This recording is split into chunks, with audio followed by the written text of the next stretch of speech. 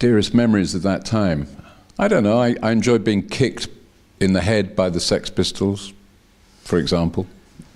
Or Sid was very good at, from a long way away, hitting the lens with a piece of gob, you know, like.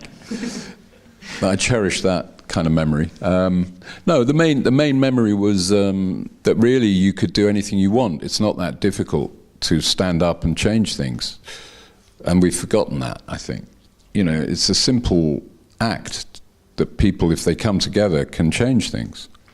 When punk rock was happening, we wanted to destroy the music business in the way it was. Ironically, we failed in doing that, but the industry itself seemed to manage to destroy itself in the face of the internet. They couldn't think their way out of the problem, and now they're, you know, it's a destroyed industry, really, a dead industry, which I think is good in ways that, you know, the music is more about being played live now. I think in general, you know, that technology can make it easier for people to make music and make films, which I think is a good thing. I think the internet has bad sides to it, not just the kind of surveillance, George Orwell side, but also the fact that we're kind of overloaded with information. We don't have to struggle to find out things in our own way. We're like delivered it already pre-digested for you.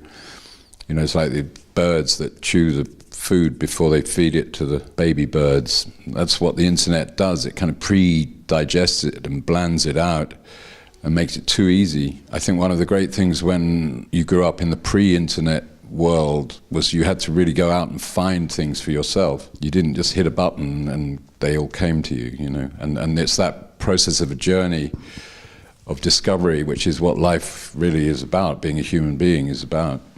If you don't have that sense of a journey, personal journey, you're really not living a full life. I was very lucky to work with people the same age as me, the Sex Pistols.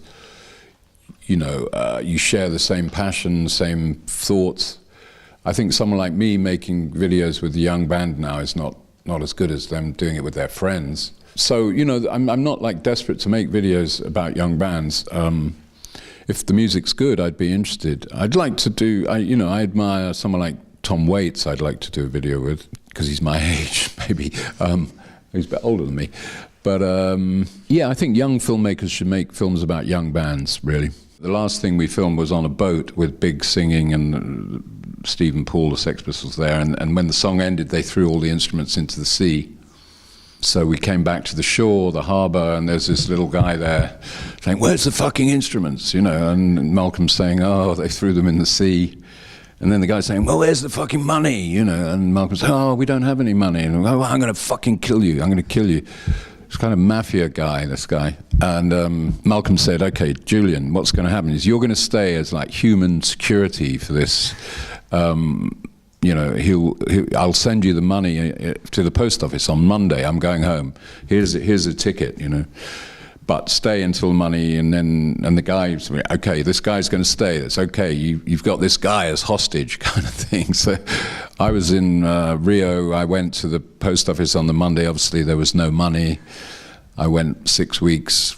Every week, no money, no money. I had no money, so I was trying to eat with Ronnie Biggs sometimes, but I was also begging on the street, you know, asking for fruit juice, basically. Everywhere in those days in Rio, there was all these fruit juice stands, but I always could say, "Please, let me try that. I've never tried that fruit before." And they think, "Oh, English guy, and give him a glass of fruit juice." So I lived on fruit juice for 6 weeks, and I became very, very healthy. And I got to know Rio from the gutter, you know, what do you call the gutter, up. And finally, when the money did come through, I looked at the airline ticket, and it said Sid Vicious on it. It wasn't my name, it said Sid Vicious. And it was a Concorde ticket to Paris via Dakar. So I had to persuade them that my stage name was Sid Vicious to get on the plane, you know. And they let me on the plane with this name, Sid Vicious, because I was so desperate.